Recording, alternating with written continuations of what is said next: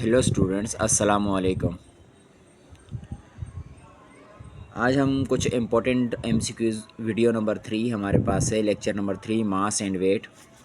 और ये हमारे पास जो टॉपिक है 1.4 मास एंड वेट का है। आईजीसीएसई, एसएससी, जीसीएसई तमाम 9th class O1, O2, O3 के लिए, सब के लिए बहुत ही इम्पोर्टेंट एमसीक्यूज़ हैं और टॉपिकल एमसीक्यूज़ हैं ये, ठीक है। अगर किसी ने पिछले लेक्चर्स में कुछ वीडियोस नहीं देखी तो वो देख लीजिएगा, मेरे चैनल पर मौजूद हैं। आपका channel class with sir Munir, ठीक है। आज का हमारा टॉपिक है एमसीक्यूज नंबर 21 टू 23।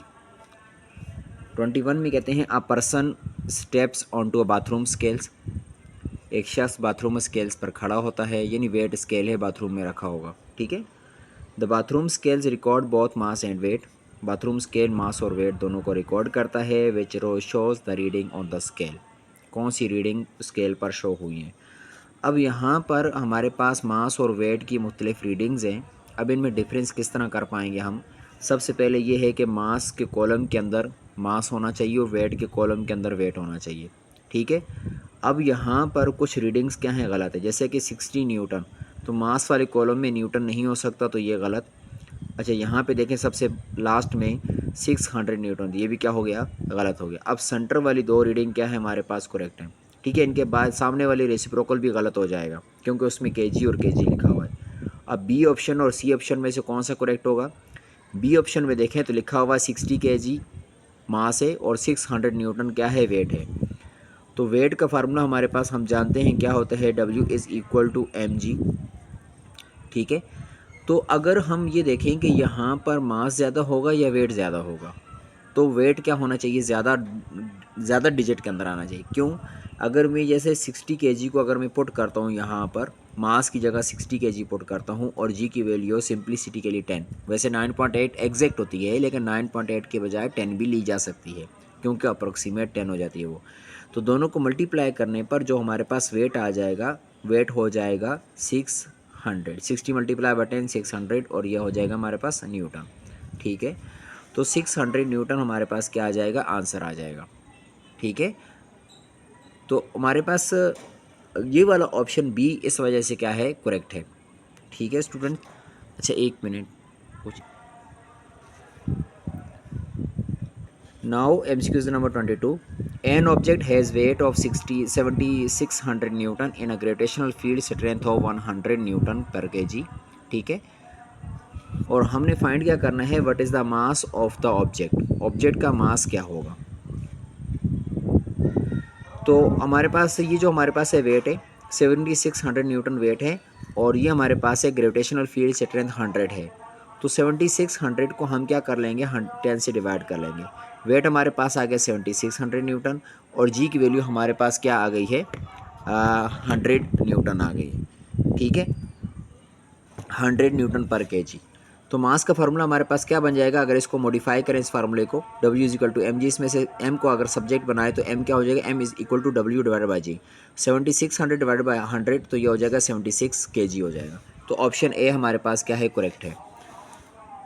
इसी तरीके से हमारे पास क्वेश्चन नंबर 23 है। The gravitational field strength on the moon is 1.6 Newton पर केजी एंड एस्ट्रोनॉट, हलाबाज को कहते हैं astronaut, has a mass of 75 KG.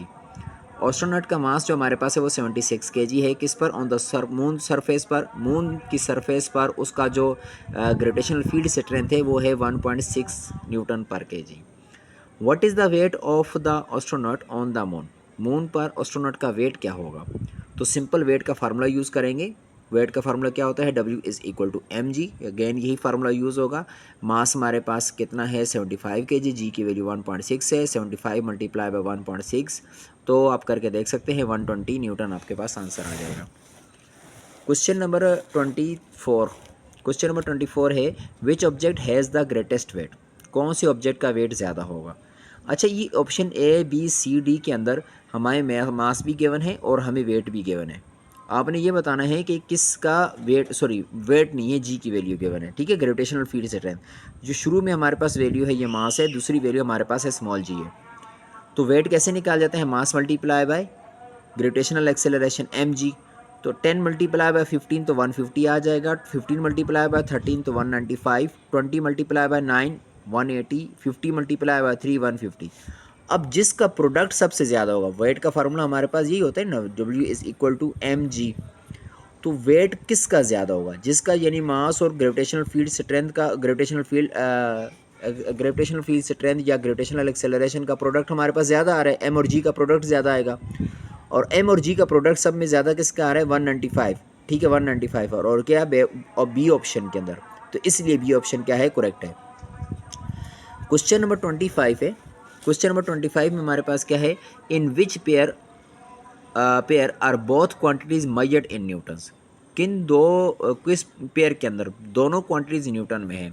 Force and pressure, force का यूनिट न्यूटन, प्रेशर का यूनिट पास्कल होता है। फोर्स एंड वेट, फोर्स का newton, weight का भी न्यूटन, इसलिए ऑप्शन बी क्या है, करेक्ट है। मास का केजी होता है, प्रेशर का पास्कल, ठीक है, ये न्यूटन पर मीटर स्क्वायर होता है, मास का केजी और वेट का न्यूटन, तो ऑप्शन बी क्या है, करेक्ट है हमारे पास। क्वेश्चन नंबर 26 है, which statement about the masses and weights of objects on earth is correct. कौन सी स्टेटमेंट मास और वेट्स जो ऑब्जेक्ट का वेट है उससे रिलेटेड अर्थ की सरफेस पर करेक्ट है। A balance can only be use to compare weight not a masses.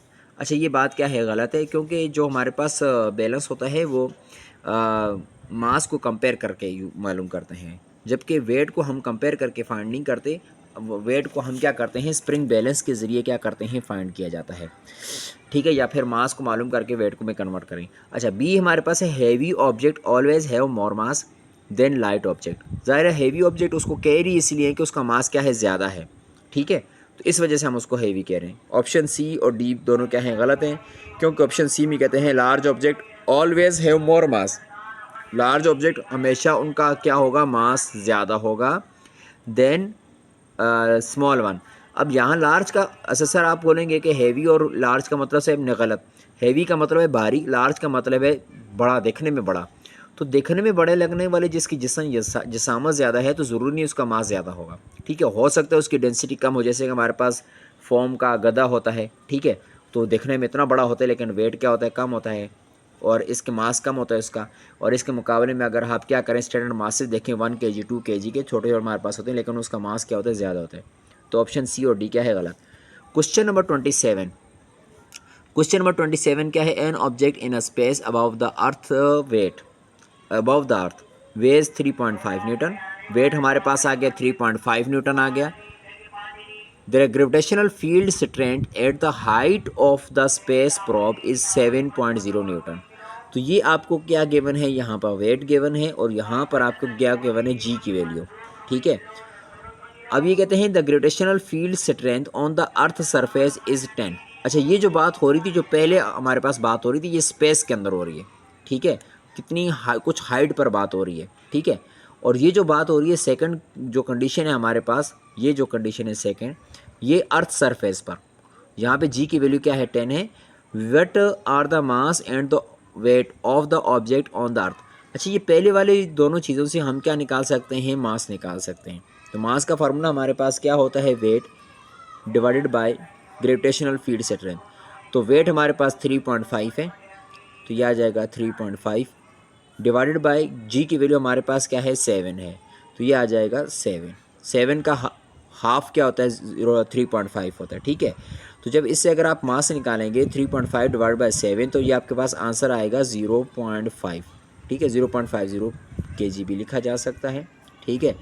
अब मास तो सेम रहेगा, अब वेट फाइंड करते हैं। अब वेट हमारे पास क्या होगा, अर्थ सरफेस पे आके चेंज होगा। ग्रेविटेशनल फील्ड स्ट्रेंथ क्या है, जी की वैल्यू 10 है। डब्ल्यू का फार्मूला हमारे पास क्या होता है, mg। एम हमारे पास है 0.50 मल्टीप्लाई बाय 10, तो ये हमारे पास हो जाएगा 5.0, ठीक है, ये हमारे पास 5, ठीक है। तो ऑप्शन बी इस वजह से क्या है, करेक्ट है। मास ऑब्जेक्ट का क्या आ जाएगा, 0.5 आ जाएगा, और जो वेट हमारे पास वो क्या है, 5 है। क्वेश्चन नंबर 28 है, an object tends to keep moving with the same speed and in the same direction due to certain property. The object also has weight due to the action of the field, ठीक है। What is the name of the property. And what is the name of the field. Property का नाम क्या होगा और field का नाम क्या होगा।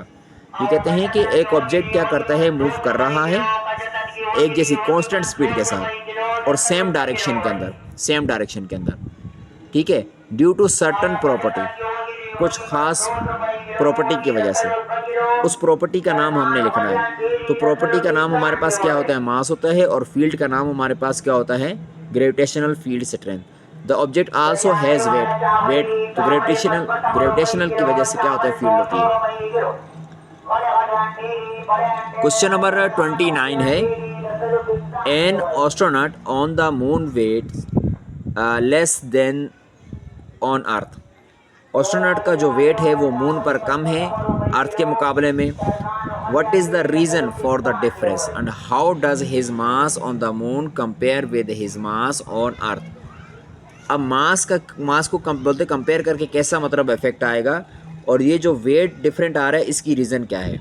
वेट डिफरेंट की रीज़न आप जानते हैं कि ग्रेविटेशनल फील्ड स्ट्रेंथ होती है।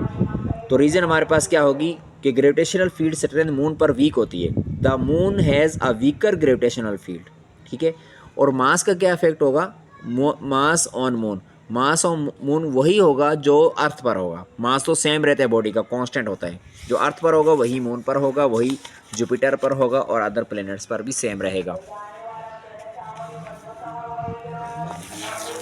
Question number 30, diagram 1 shows a piece of foam rubber that contains many pockets of air। Pockets of air क्या होते हैं स्टूडेंट, कि जिस तरह हमारे पास कोई भी ऑब्जेक्ट है उसके अंदर पोर्स बने होते हैं। पॉकेट्स ऑफ एयर ये हमारे पास ऐसे, ठीक है, पॉकेट्स ऑफ एयर बने हुए हैं। अक्सर ये पैकिंग में इस्तेमाल होते हैं, ठीक है। पॉकेट्स ऑफ एयर बने हुए हैं हमारे पास। ये पॉकेट्स ऑफ एयर का मतलब ये नहीं कि उसके अंदर एयर फिल है, एयर आ सकती है, ठीक है। और जब मतलब उसको स्पेस मिलेगा तो एयर होगी, जब उसको अगर हम कंप्रेस करेंगे तो एयर उसमें से निकल जाएगी। Diagram 2 shows the same piece of foam rubber after it has been compressed so that its volume decreases। अब ये दो फॉर्म के पीसेज हैं हमारे पास, ये विदाउट कंप्रेशन है और ये विद कंप्रेसर। यानी इसको जब हम क्या किया, कंप्रेशन, आफ्टर कंप्रेशन इसकी जो हमारे पास जो साइज़ है वो स्क्यूज़ हो गया, मतलब डिक्रीज़ हो गया। अब ये कहते हैं कि इसका मास और वेट पर क्या इफेक्ट होगा। What happens to the mass and the weight of the foam rubber when it is compressed. इसके मास और वेट पर क्या इफेक्ट होगा जब इसको क्या किया, कंप्रेस किया। एक्चुअली ये है कि इसका जो मास है हमारे पास, इसका जो हमारे पास मास है वो होती है हमारे पास क्वांटिटी ऑफ मैटर होती है, ठीक है, क्वांटिटी ऑफ मैटर।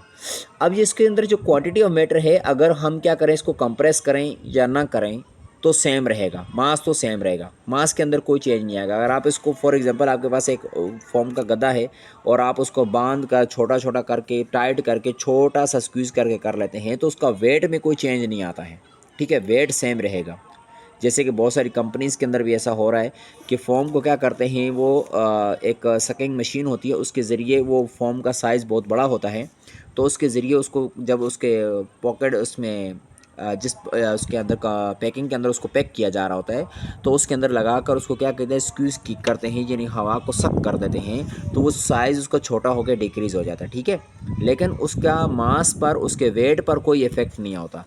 तो इस क्वेश्चन के अंदर जो हमारे पास राइट ऑप्शन है, इसका मास और इसका वेट चेंज नहीं होगा अगर इसको हम क्या करें, कंप्रेस करें या ना करें। दोनों कंडीशंस के अंदर मास और वेट सेम रहेगा, ठीक है, क्योंकि मास डिपेंड करता है ग्रेविटी पर।